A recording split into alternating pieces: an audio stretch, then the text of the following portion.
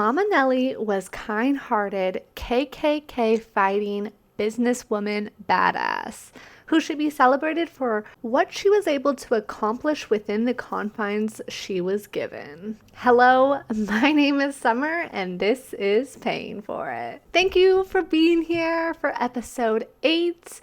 As we close out February, I don't think we could talk about anyone better than this queen. But before we get there, let's talk about my personal struggle with this subscription that I've been trying to get fixed. Apparently on Spotify, it is impossible to change the subscription pricing. And so that was my bad. My bad. I interrupt your regularly scheduled program because I am so sorry that this episode was late. I just want to let y'all know that my internet went out for like 3 days. I have fiber optic, and I guess around my area something happened. They hit the wires or something. I'm not sure. So I do super apologize that this is coming a little bit later than normal, but that shouldn't happen again because hopefully my internet will stay up. Also, I lost the footage for this next part that I wanted to talk about, my intro, so I'm just re-recording it, but the rest of my video will have video version as well. I have been struggling with the Spotify subscription because you can't change the price of it once you set it, and I did not realize that at the time, so that's very silly of me. I just thought like it'd be normal just to be able to change the price of things, but no, it wasn't. So what I have done is just completely put that on hold, and it will come back up March 14th for 99 cents, the original price that I wanted. And then that way, if you want to watch the video versions, it's there for you, and you can subscribe for 99 cents a month starting March 14th. All right. So yeah, let's get into today's episode. So, with that being said, grab yourself a mocktail, a cocktail, a coffee, whatever you fancy. In my case, I'll be enjoying a lovely Dr. Pepper today.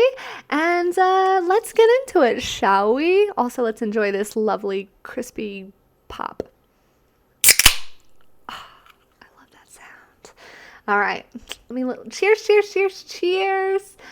And sippy sip. Can never be mad at a Dr. Pepper. February is the month to celebrate love, but also more importantly, it's Black History Month, a month to celebrate and remember important people and events in our history. Now, I will tell you that I had a list of people I wanted to talk about this month, but as I got into each story, I didn't realize how much of a struggle it was going to be just to find a Black queen that was talked about in a reasonable way, whose life didn't just go south because of poverty and just I still want to talk about every queen that I had planned to talk about this month. I still want to get there, but it did not feel right to me to showcase my first queen of color with their life being somewhat just negative. Of course, I should have expected it because I talk about history. I talk about the historical ladies of the light. So, of course, I should have expected that it would be extremely difficult to find a Black queen who had a life that did not just get destroyed by racism and just discussing in general. I'm not saying all of the stories I'm not saying that every queen on my list that I had was like sad ending or anything. It's just that they definitely did not have it as easy as a lot of the white queens that I have talked about in the past. So I definitely did not feel like it was a good idea for me, a white just blessed girl out here just to showcase on Black History Month someone who didn't thrive as well as the others that I have put out so far.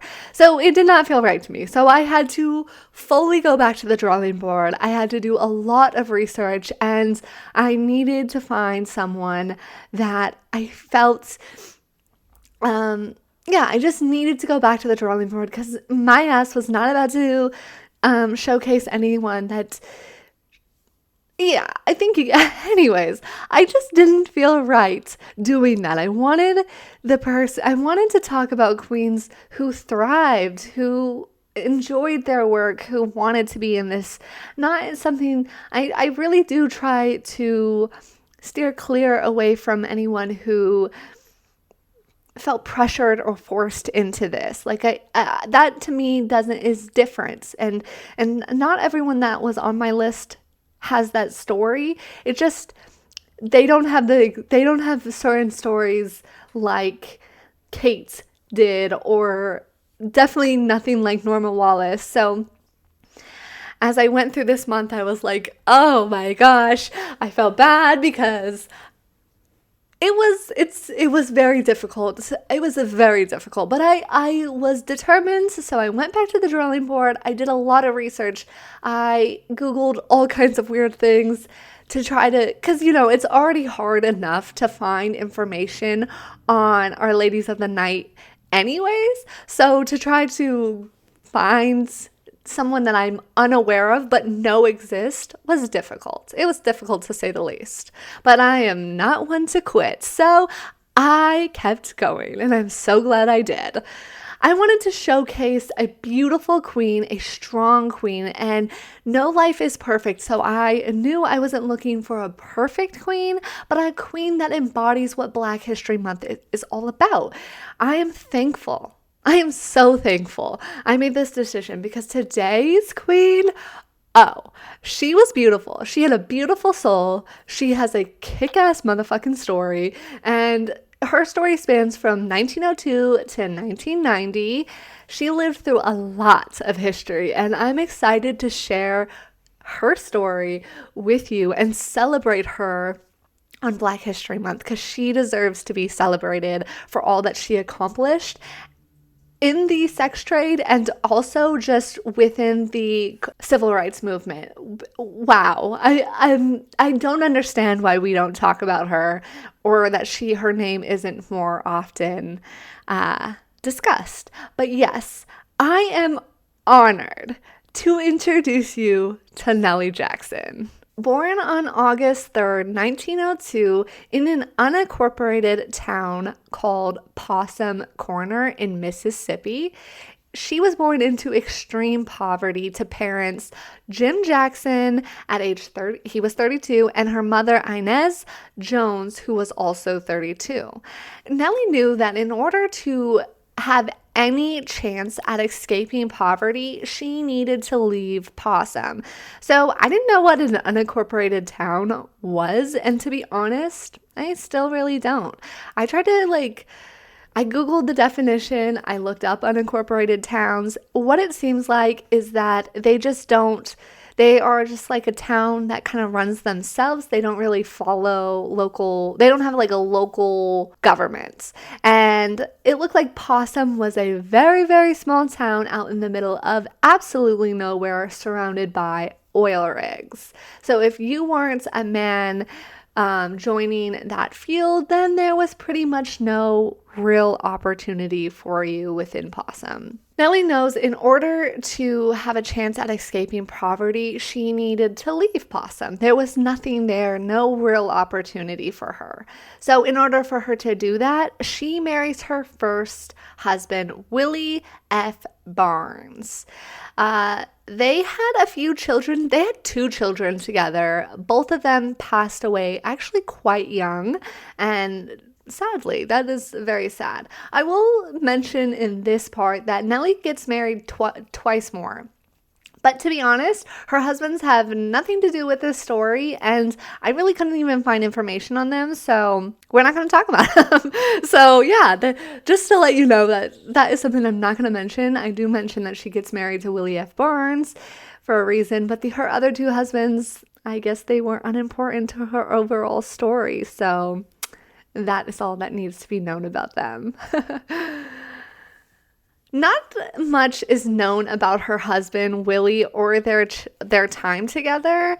It is a rumored fact that she married him to get out of Possum and escape poverty, moving to Natchez, Mississippi with her husband around 1930. It's still unclear if Willie had a job in Natchez or why exactly they ended up in Natchez, but what is clear is that once 28-year-old Nellie arrives in Natchez, it isn't long before she leaves her husband, so they separate very fast after their move.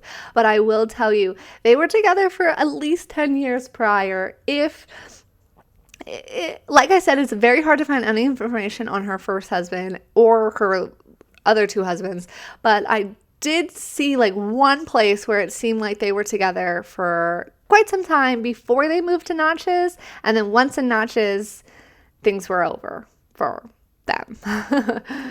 Now, just because Nellie was out of Possum didn't mean she was magically out of poverty. Nellie's battle wasn't just as simple as making some money. First of all, that is hard enough to do as a woman, let alone an African American woman in the deep South.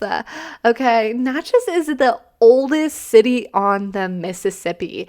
Natchez was once the home of more millionaires per capita before the Civil War.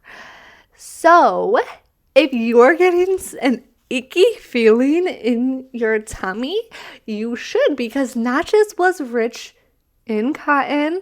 So putting two and two together, Natchez had a bunch of white people getting rich off the forced labor and slavery of African American men and women. And that is the fact.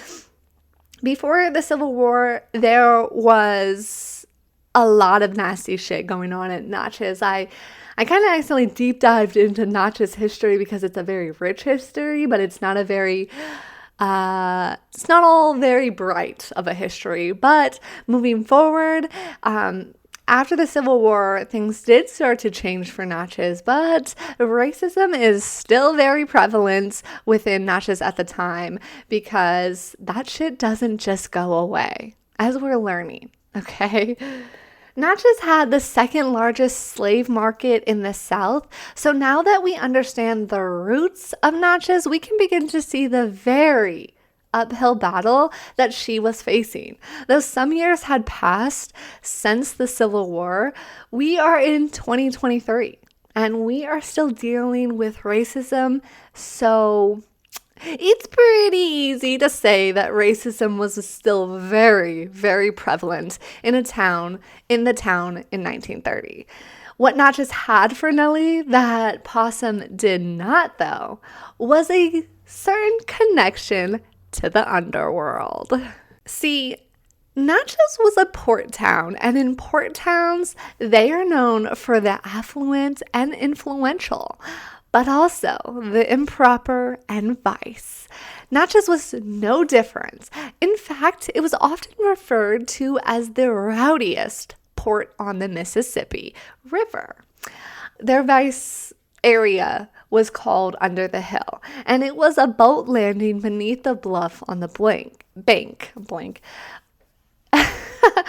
Under the Hill was a boat landing beneath the bluff on the bank, known, of course, for its taverns, gambling halls, and brothels that lined the streets. Under the Hill, rumor has it, the only thing cheaper than a body of a woman was the life of a man.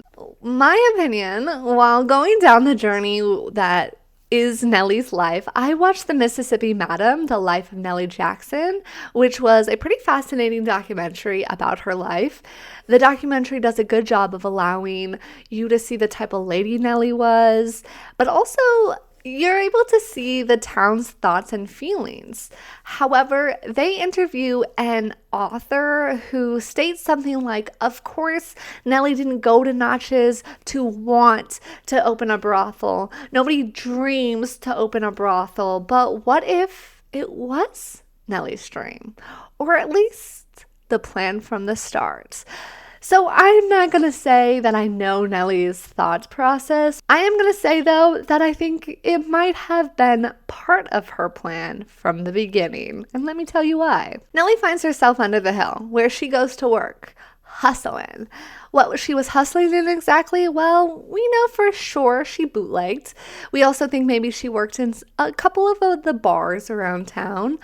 As for if she ever sold sex in her early days in Natchez, it is a bit unclear. Some sources say that she was a sex worker. Other sources don't mention that at all. So I'm not very sure. We can only just, I guess, take one source for what it is. It is what it is. But we do know that she bootlegged and she worked in some bars, just, hustling, making that money. However, for a woman who didn't have a plan to roll into town and open a brothel, she sure does open one pretty fast. In fact, opening her first house within the year of moving to Natchez. It isn't long before her place gets a name of its own. Nellie's Place. With the locals. Nellie's Place, unlike the other brothels around her, she had very strict rules. While you were in her house, no drugs, no drunks, no violence, and absolute discretion was the most important. You had to be discreet as shit. But the most controversial rule of hers was that she catered only to white men. Nellie wanted to get out of poverty, and in her mind, the way she was going to do it was in the business of selling sex. But Nellie had plans to sell sex and have respect on her name. And in order for her to have that, she had to play the game, and she had to follow some rules.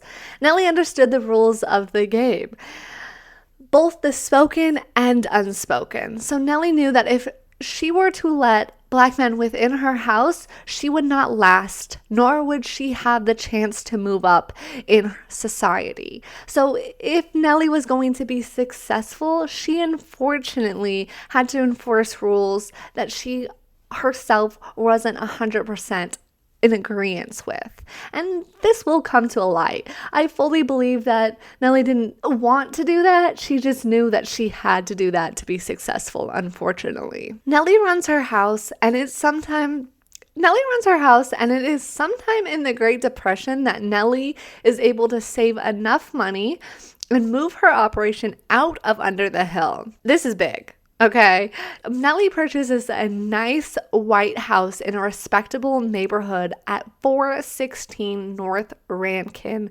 Street. It is here that Nellie will go on to run her brothel for her remaining years. It is here she proves what the sex trade can not only offer to those working within the trade, but also to the community that it operates within. It's here that she gives us a glimpse of what a world could look like with a symbiotic relationship between the police and a well-run house. 416 North Rankin Street was a modest white house on the bluff in an upper-scale neighborhood. Nellie made sure that her house was well taken care of at all times. She also made sure that her neighborhood stayed looking presentable. If a house on her block started showing its age, she would pay for it to have it fixed. She would pay out of pocket herself to have someone else's house fixed. For all of her chores around the house or neighborhood, she would hire local boys, specifically local boys of color, to help, and she would make sure that she paid them really, really well. She paid probably double what most people would pay. And so this helped the neighborhood, this helped her. This was a really good thing for everyone around. Keeping her house and those around them in nice condition was a crucial part of keeping her house open. Nellie understood that she had to play all of her cards right in order for her to be successful. It wasn't just her willingness to put the money into keeping her neighborhood clean and nice, but also she did a lot for her overall community. Nellie got the nickname Mama Nellie for a good reason. Nellie was well known throughout town for her kindness and her willingness to give to charity. She was one of the biggest donors to the church and food banks around her. Her kindness didn't just stop there, though, as she also was well known for paying local children's school expenses. Also going on to put all of her relatives and half of her neighborhood through college. Now, let me tell you, that's amazing. That's not her just trying to stay afloat in her world. That's her really being a good person and just like seeing that she made it, because she at this point is out of poverty. She's out of the under the hill. She has a nice ran house in an upscale neighborhood, and she has enough money to put multiple children through college. That's just so sweet. Not many people are like that nowadays, and not many people are like that back then, I'm sure. So it goes a lot to show what type of woman Nellie was, and I really respect her for that. Mama Nellie didn't just stop there, though. She was known for handing out rolls of quarters on Halloween night. Other neighborhoods are giving candy. No, everyone went to Mama Nellie because they wanted that $10 in quarters, okay? That is so funny. As a kid, if I ever got like a roll of quarters, you would think you hit the jackpot. You would be like, what? I'm sure made every kid's day. Being kind-hearted and willing to donate doesn't mean that the cops aren't going to just let her be out here selling sex in the open, though. Does it? Selling sex or renting rooms? Well, Nellie was doing both, and it was a common knowledge that she was doing just that. However, to anyone who asked, including her taxman, because believe it or not, Mama Nellie and all the others who participate within the world of sex work still definitely pay taxes. Just to let you know. They pay a lot of taxes. They pay a lot of taxes. Okay. Anyways, anyone who asked Nellie what she did, she would tell them that she ran a female boarding house. Oh, what went on behind closed doors was no matter of hers. So wait, you're telling me she ran a boarding house that everyone in town knew what was actually a bordello, and she got away with it? Yes, that is exactly what I'm telling you. See, Mama Nellie played her cards right. She was able to operate her bordello in the open. Everyone knew what Nellie's house was all about, including the cops and local politicians. And she was able to do it in the open for 60 years. What a badass. Nellie made strong community connections, not only by giving to charity and helping her neighbors, but also being the kindest she could be to local law and politicians.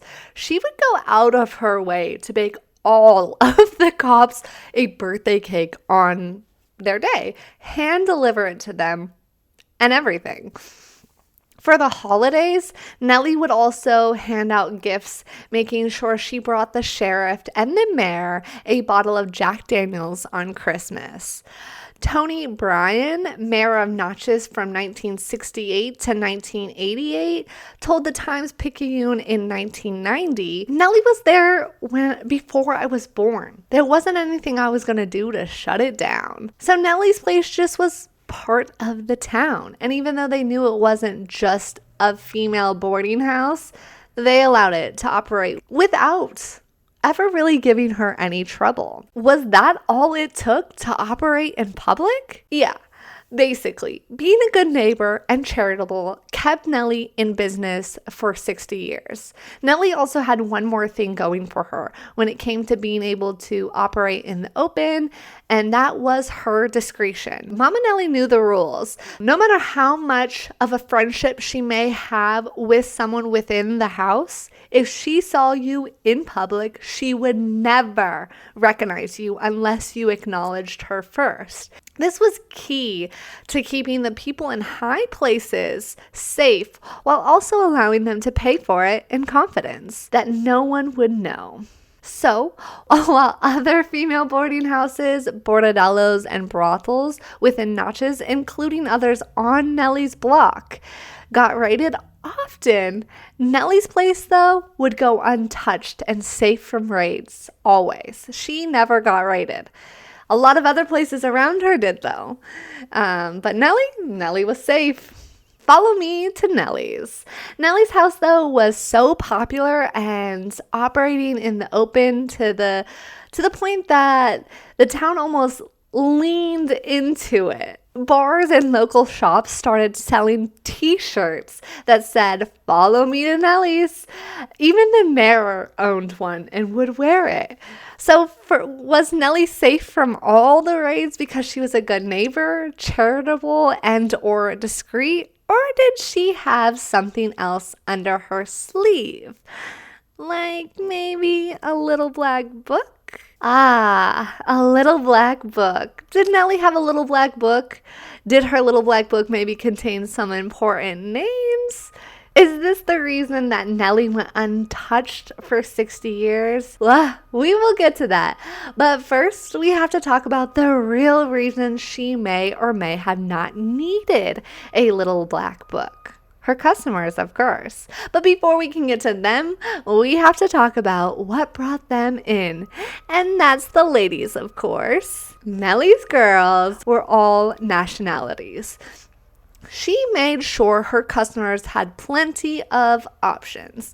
Nellie had part-timers that would come in to make extra cash.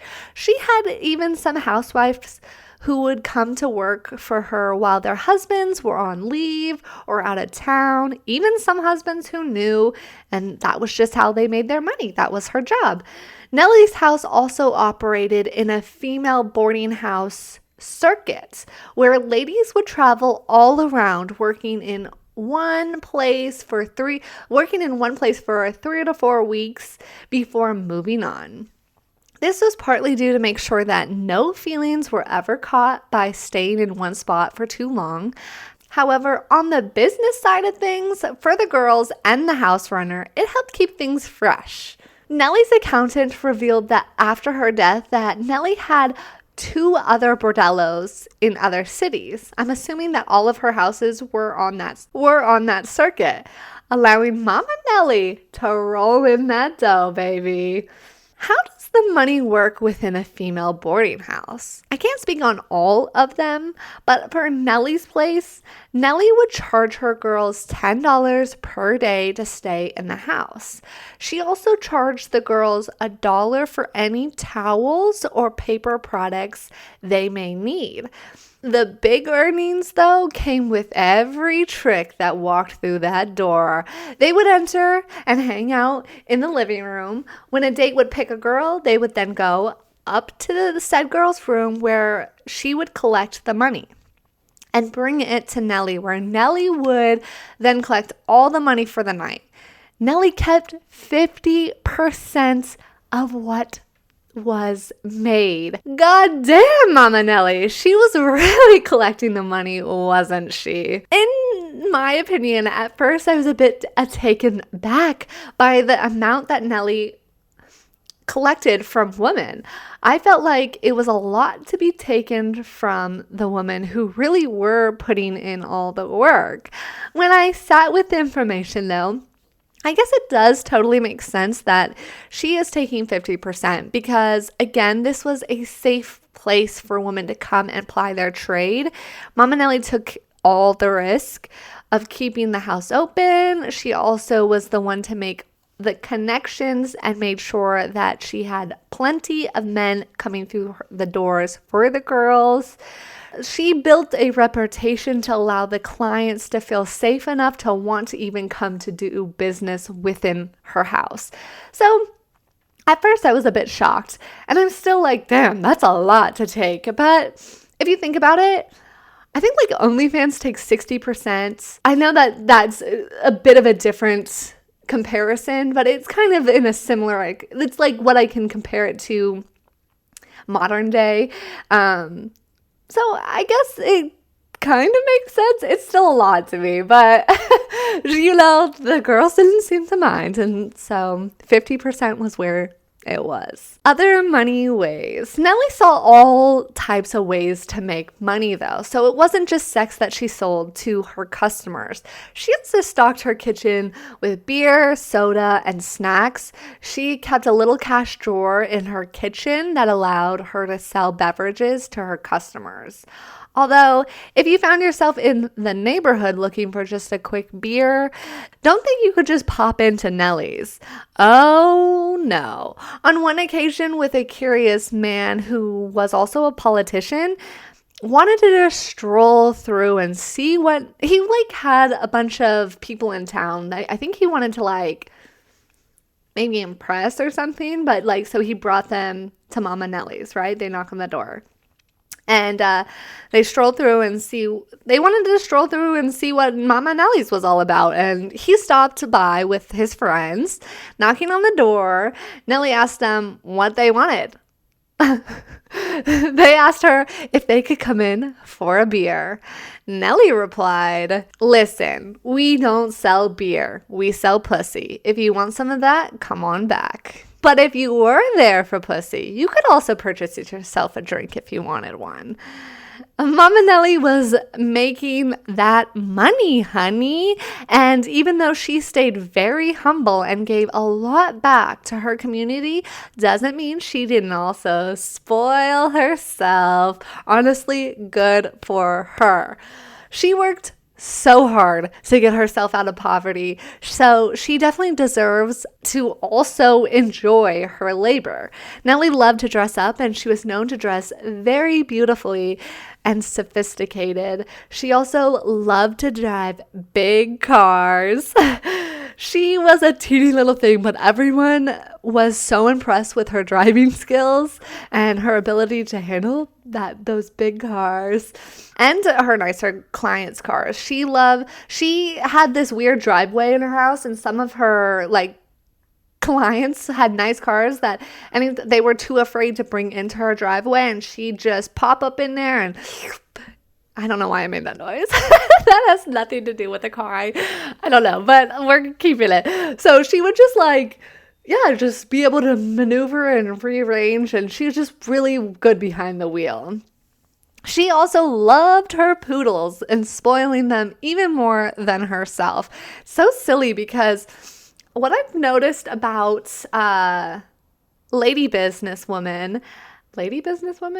businesswomen, especially businesswomen within this sex trade, how generous they are, how kind they are, but also how loving they are to their animals. And why is it a theme that seems like madams love a poodle? They love a poodle. I think Norma Wallace had poodles, if I'm remembering correctly. And I think I was doing research on another lady who also loved her poodles. So are poodles just it was just the dog to have back then, or is it something? Anyways, Nellie also had a love for horse racing and baseball. Eventually, with her status and her networking, she became friends with Bill Hara. If you've been to Vegas, you might recognize the name Hara. Bill was kind of like a modern day, or the modern casino pioneer. So, he owns several casinos in Reno and then Las Vegas. Bill loved her so much, he would send her World Series tickets every year because he knew how much she loved baseball, and what a treat that is. The World Series would be so fun to go to, and she went every year for a lot of years. None of this would have been possible if for not one thing. and that is sex sells. Let's take a peek into Nellie's little black book, if said book exists, of course. We can't talk about Nellie without talking about her clientele. It became tradition to take young men on their bachelor party out for the night at Nellie's to be sure they knew what they were doing. When World War II began, an army base was open near Natchez. As we are often learning, nobody loves vice more than a military man. So it was no surprise that Nellie's place had a line from her door that could stretch sometimes for 3 to 4 blocks on a Saturday night. And that is not an exaggeration. That is like the mayor talking about this, telling us that there were pictures of this line. She was a busy, busy house. We can't forget that every politician who passed through Natchez stopped at Nellie's. When Nellie had an important clientele that couldn't be seen by her regulars or those within the town, she would have the living room as like the private events center. So a high clientele, if they were ever there, that whole room would be closed off. And it was like their private lounge. She didn't neglect her regulars, though. It wasn't like she was kicking her regulars out. They were still allowed, but they had to stay in the kitchen, which wasn't too bad of a place to be, because it was often that she had a home-cooked meal made either by Nellie or later her niece. Like, her niece started helping her when she was got of age to run the house too. So they were often just cooking food, allowing people to come through and eat and just kind of vibe, I guess, which is so sweet. But yeah, so if she had an important client, which often she would, the living room was off limits for anyone in town, any regular, anyone who wasn't part of the influential, and that was closed off. And then her regulars or anyone new or whatever would go to the kitchen, and then they could eat and buy a warm beer if they wanted, because that was something I forgot to mention, that even though Nellie did sell beer and soda and snacks and stuff, they were not refrigerated. If you wanted that, you were getting one warm, okay? She wasn't wasting her power on that shit, okay? So yeah, so that was something that Nellie would do for people who were, what do they say, too powerful to be seen. One of her regulars is quoted saying that he often seen people that he shouldn't while hanging out at Nellie's. One time, one of Nellie's powerful customers paid for his silence, letting him know that his night was on him that night, as long as he kept the client's presence on the down low. So this regular had the best time of his night because, no offense to this regular, it was probably, he was probably just like a local town man making minimum wage or whatever. And this guy was like, your entire night, whatever you want in this house, I'll pay for. You just keep your mouth shut. And he was like, hell yeah, let's party. So the girls got paid, he had a good night, and the politician / whoever powerful person, felt at ease knowing that his name wasn't going to be circulated. I will say that I don't think he had to do that, because I think Mama Nellie, if something were to ever happen and one of her regulars were to not be discreet, you probably were never going to be allowed in Mama Nellie's house, and she probably would make sure he would regret that decision. I'm not saying she'd do anything bad, because I really don't think she would. I'm just saying, there are rules to this game, and, if you're going to participate, you kind of had to be a little quiet all around, no matter what. I hope that didn't make it seem like I was insinuating she'd get him killed or something. That's not what I was saying. I just don't think he would regret his decision, because one, he wouldn't be allowed in the house, and he probably wouldn't be allowed in any other houses around town, okay? That's just what I meant. All right, let's move on. Although Nellie kept her place protected and safe, it is like any other profession that deals heavily with interacting with other human beings. And that can be very, very dangerous all around. In spite of all of her caution to keep those who are working for her safe, it was in 1957 that a violent tragedy struck. Now, the story is a little unclear, but this is what is known. 39-year-old Estelle Hurst was turning a trick with 24-year-old James Guy. He tried to pay her $3, but her price was $5. When she asked him for the remaining amount, he got angry, and instead of doing anything rational, he decided to slit her throat. Nellie came through the door to find Estelle bleeding out. She made the decision to chase the angry guy out of her house with a chair instead of immediately going to Estelle. James Guy, a recently discharged soldier and unemployed truck driver, was later arrested with the bloody knife, where he took a plea deal and served 20 years for the murder of Estelle over $2. I can't.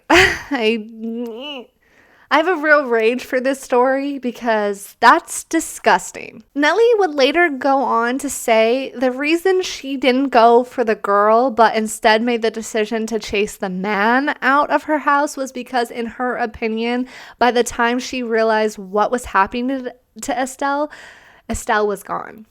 However, the courts felt that everyone needed punishing. Nellie ends up doing time for not going to try and save Estelle. In Nellie's words, though, she felt like she had to get this man out of the house because she was afraid for everyone else's safety. Nellie, though, was still sentenced to an unknown jail sentence. I could not find how long she was how long she was actually supposed to do, or how long her sentence was. She served some time in the county jail though, but Nellie though was well taken care of. A lot of the local cops did not feel like she should be in jail. She got her own jail cell and perks that no one else can expect when serving a jail sentence. Nellie was released before the end of her jail sentence as well, so she did not serve the entire time, but this was the one and only time she did serve time for anything involving, this is the only time I think she went to jail, but anything involving this, her profession. So yeah, it's very sad in my opinion.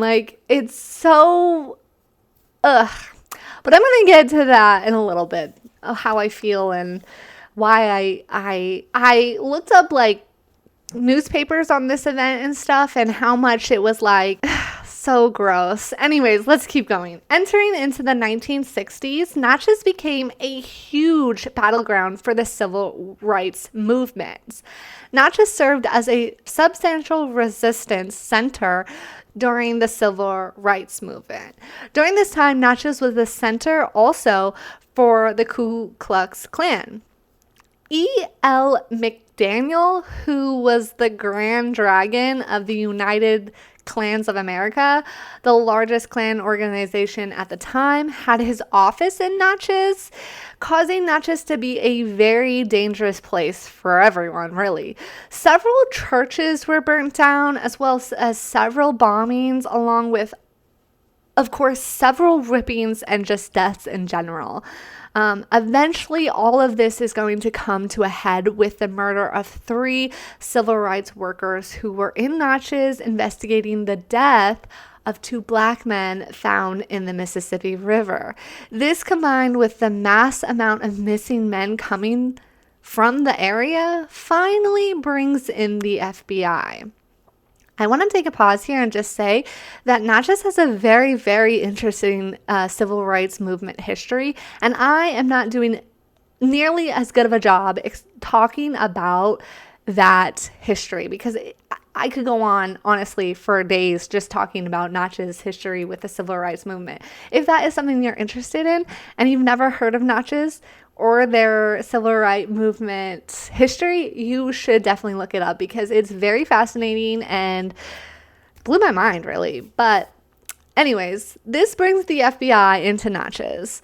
The FBI, though, had a very uphill battle. It isn't like the members of the KKK were a face-out group, okay? No, these cowards were lawyers, cops, businessmen who hid under their little white hoods, okay? So they had the FBI had an uphill battle to just figure out who even was a part of this Klan and a part of the violence happening in Natchez. While Natchez was a battleground, Nellie's place was still in full swing. Nellie made it a point to make sure to fund civil improvement projects. She would also go down and pay the bonds of civil movement protesters who had been arrested. So she was constantly going down and like bailing people out, sometimes even having such an in with the cops that she would just march down there to the police station and yell at them and make sure that those kids got let go.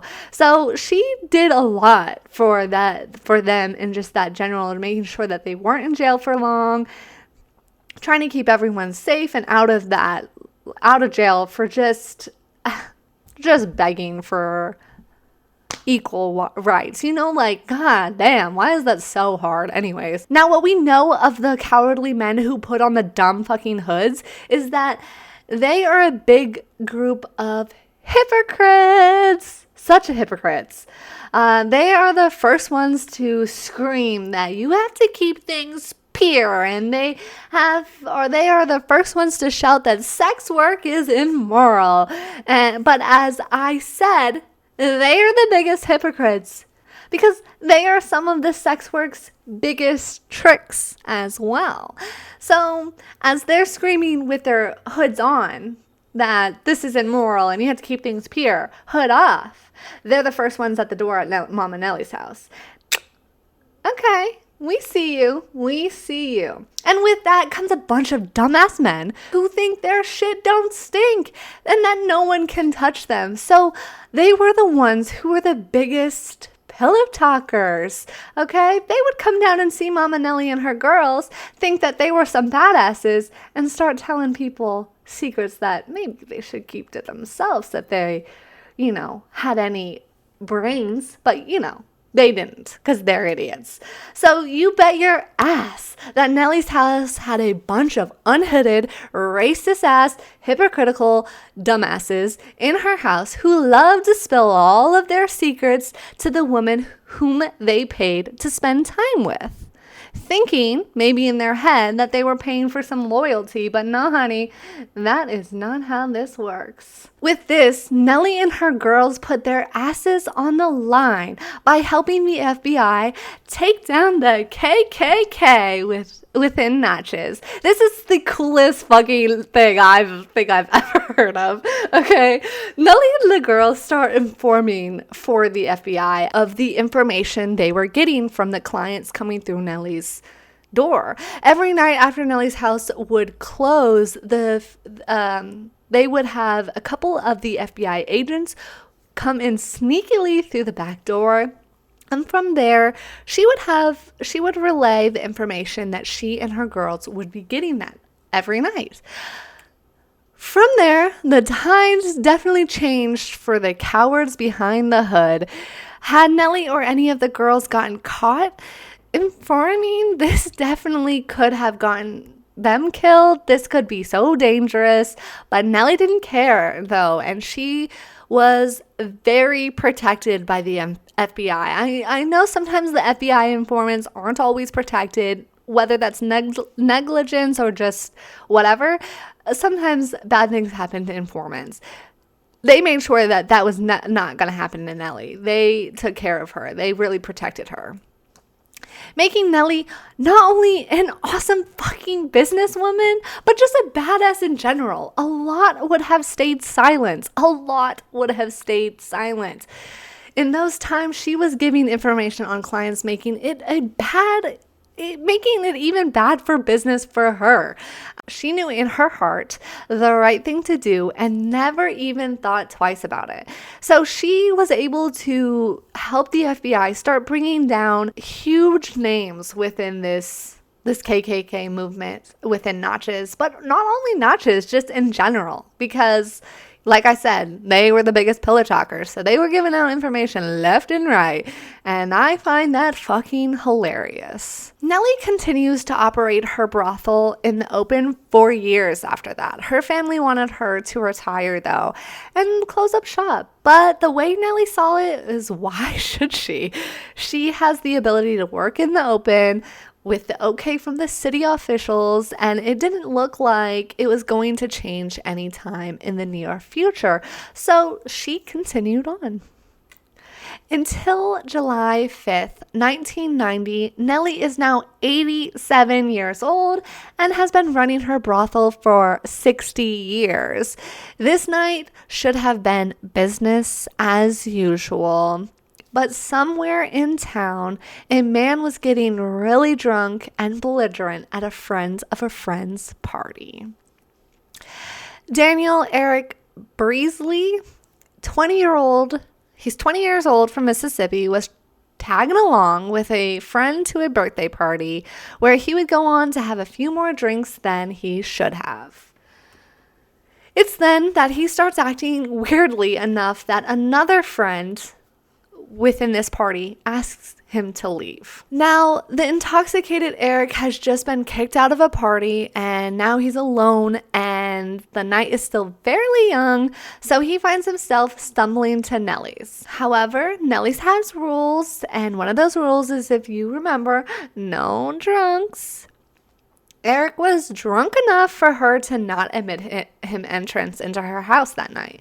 She felt that he was going to be trouble, and she was not wrong. As we are often seeing, it is that certain men cannot handle any type of rejection.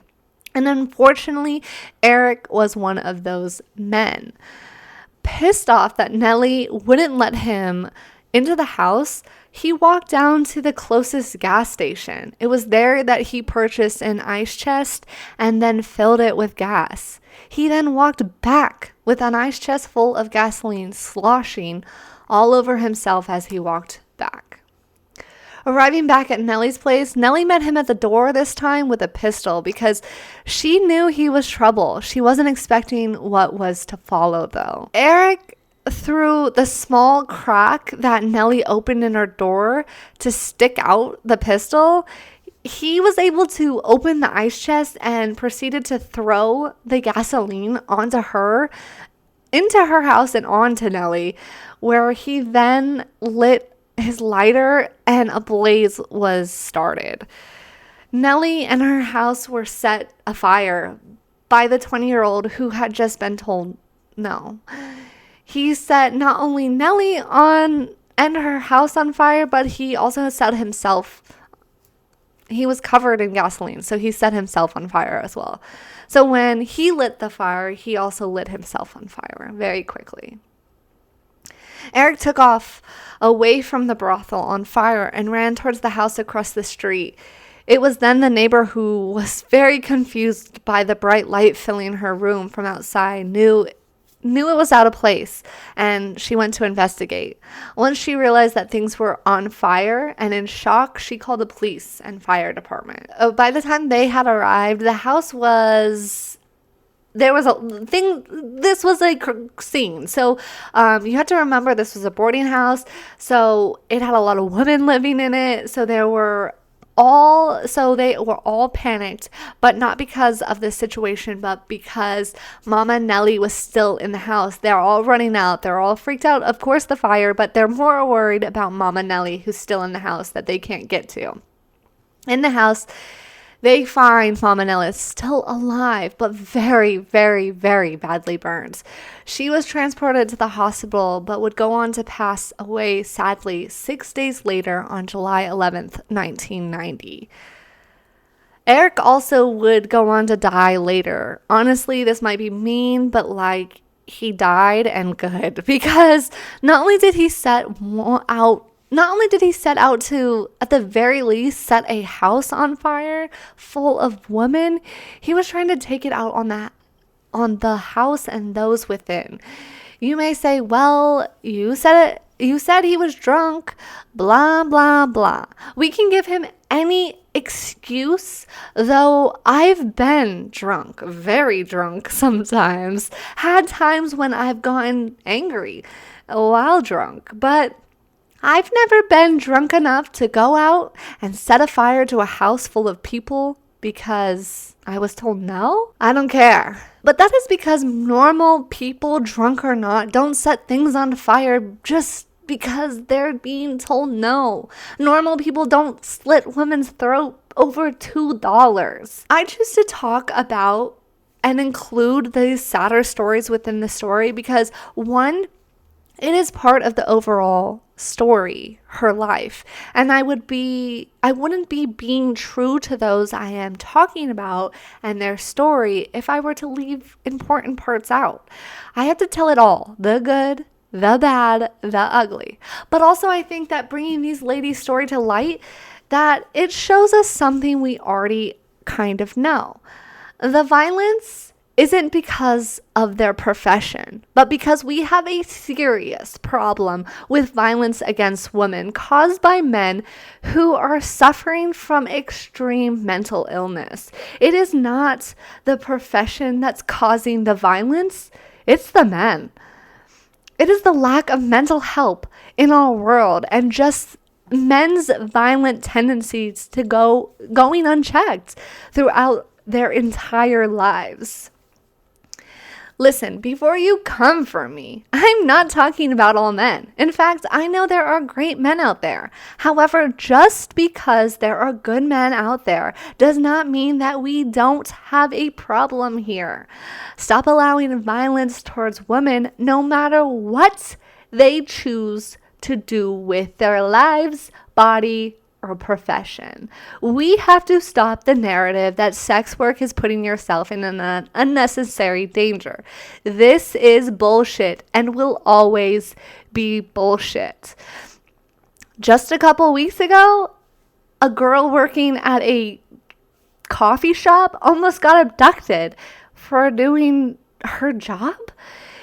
We have to stop saying that it's because of their profession on why their life was taken away from them. That is not true. It wasn't because she was working the drive-thru that he tried to kidnap her. And what do you think would have happened if he had successfully kidnapped that girl? I can't imagine. Okay? And guess what? It was a man. I have strong opinions, clearly, and you should too, because it isn't about their profession. It isn't about what they're choosing to do with their body or how they're choosing to make money. It is that we have a serious problem with violence against women, with violence against anyone who is a minority, just the violence in general. And to actually solve the problem, we have to stop blaming the victims and start blaming the people who actually deserve to be blamed and get them help before shit like this happens. Sadly, with this senseless act, he took a light from the world sooner than it should have been extinguished. Also taking along one of Nellie's poodles who died by her side. So even more, fuck you to Eric. Luckily though, everyone else was able to evacuate the house safely, bringing an end to Nellie's place that ran in Natchez for over 60 years. Oh, I almost forgot. I'm sure you are wondering, whatever happened to Nellie's little black book? Did it exist?